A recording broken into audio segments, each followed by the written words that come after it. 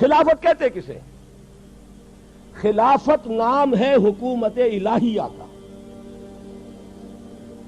اللہ کی حکومت انسان کی خلافت. انسانی حاکمیت کفر ہے. آج بھی نعرہ لگ رہا ہے, آج بھی میں نے پڑھا ہے کسی صاحب کا, سیاسی کارکن کا بیان, عوامی حاکمیت کے قیام تک ہماری جد و جہد جاری رہے گی. یہ نعرہ کفر ہے, کلمہ کفر ہے. حاکمیت صرف اللہ کے لیے. سروری زیبا فقط اس ذات بے ہمتا کو ہے, حکمراں ہے ایک وہی, باقی بتانے آزری. اچھا حاکم اللہ ہے تو انسان کے پاس کیا ہے؟ خلافت. خلیفہ کسے کہتے ہیں؟ جانشین, نائب. اور سادہ ترین بات سمجھ لیجئے, یہ چونکہ بہرحال قریب ترین مثال ہے, ہم انگریز کے غلام تھے. بادشاہ کون تھا؟ وہ تو جو بھی بادشاہ تخت انگلستان پر تھا یا جو ملکہ تھی وہی تھی نا. حاکم وہ تھی. وائس رائے ہوتا تھا یہاں, وائس رائے اس کا نمائندہ. جہاں حکم آ جائے گا اصل حاکم کی طرف سے سر تسلیم خم, جہاں نہیں ہے اپنی ثواب دید سے, مشورے سے, قریب لوکل جو بھی کنسلٹیشن ہے, جو ایکسپرٹس ہیں ان کے مشورے سے قدم اٹھا. یہ خلافت ہے. اب آپ ایک اور بات سمجھ لیجئے, یہ خلافت اللہ نے تمام انسانوں کو دی, اس لیے کہ ہمارے سب کے, چاہے وہ کافر ہو, مسلم ہو, ہندو ہو, مسلمان ہو, عیسائی ہو, گورے ہو, کالے ہو, سب حضرت آدم کی نسل سے ہیں. اور انی جاعلک یہ جو فرمایا اس قال ربک للملائکۃ انی جاعل فی الارض خلیفہ, تو خلافت آدم کو دی, تو آدم کی ساری اولاد خلیفہ ہے.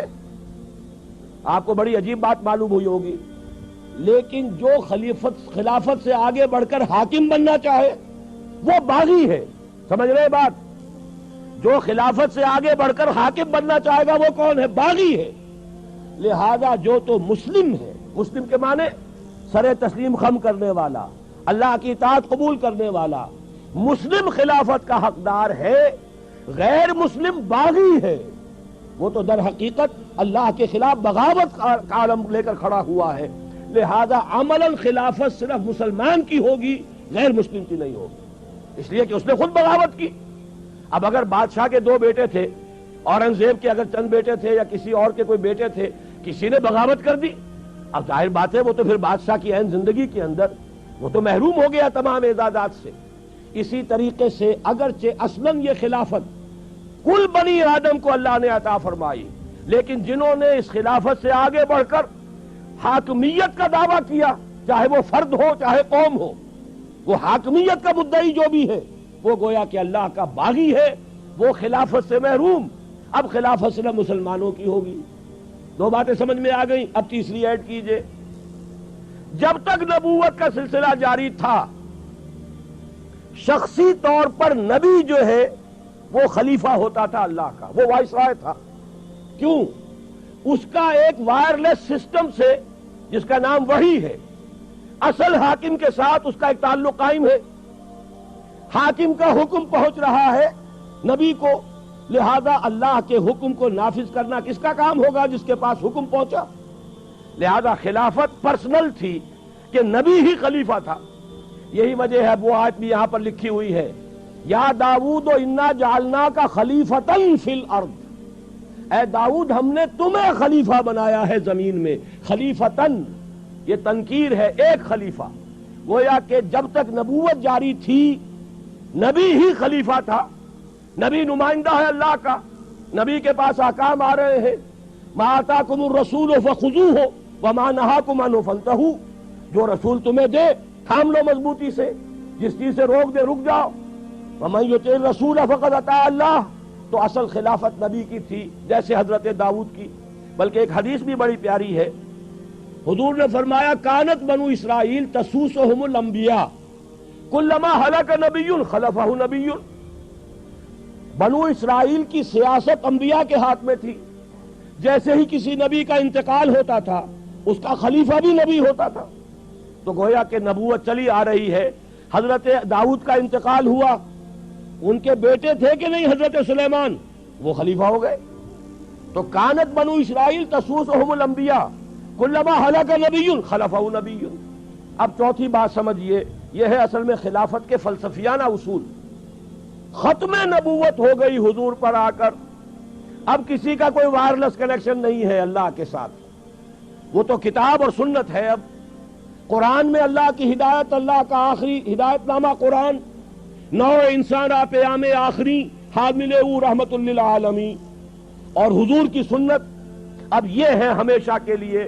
لہذا اب خلافت جو ہے شخصی نہیں رہی، امت کی ہو گئی، مسلمانوں کی اجتماعی خلافت ہے۔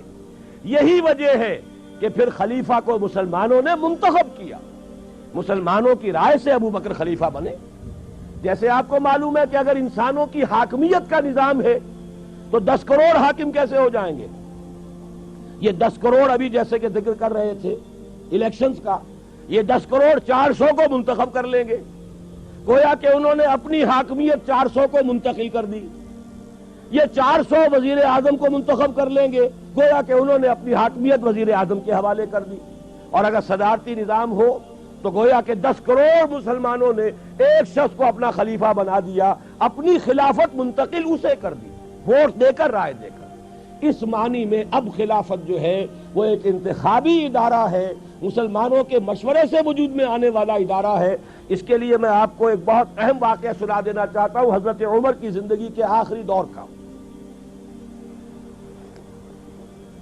حضرت عمر رضی اللہ تعالیٰ عنہ آخری حج پر تھے اپنی زندگی کے، وہاں حضرت عبد الرحمن ابن عوف تشریف لائے یا حاضر ہوئے۔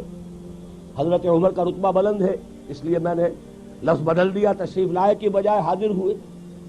انہوں نے کہا کہ امیر المومنین، میں کچھ چہمے گوئیاں سن رہا ہوں، کچھ لوگ یہ کہہ رہے ہیں کہ جیسے ہی عمر کی آنکھ بند ہوگی ہم فوراً فلاں شخص کے ہاتھ پر بیعت کر لیں گے۔ حضرت عمر فوراً بہت پریشان ہو گئے کہ یہ تو سازش کا انداز ہے، یہ تو مسلمانوں کا حق ہے کہ ان کی رائے سے خلیفہ بنے، اور یہ لوگ اگر اچانک کسی کو خلیفہ بنا دیں گے تو پھر تو فساد ہو جائے گا۔ تو حضرت عمر نے فرمایا کہ ٹھیک ہے، مسلمانوں کو جمع کرو، میں ابھی خطبہ دوں گا۔ فَمُحَذِّرُهُمْ، میں مسلمانوں کو وارن کرنا چاہتا ہوں، ان ہؤلاء الرہط، ان لوگوں کے بارے میں، الذین یریدون ان یغصبوا امرہم، جو چاہتے ہیں کہ مسلمانوں کا حق غصب کر لیں۔ یہ تو مسلمانوں کا کام ہے کہ وہ اپنی رائے سے خلیفہ بنائیں، ان مسلمانوں کے حقوق کو غصب کرنے کی جو سازش کر رہے ہیں، میں چاہتا ہوں کہ ان کی سازش کا بھانڈا پھوڑ دوں، پردہ چاک کر دوں اور لوگوں کو متنبع کر دوں۔ عبد الرحمن ابن عوف رضی اللہ تعالیٰ عنہ بہت ہی دانشمند انسان تھے۔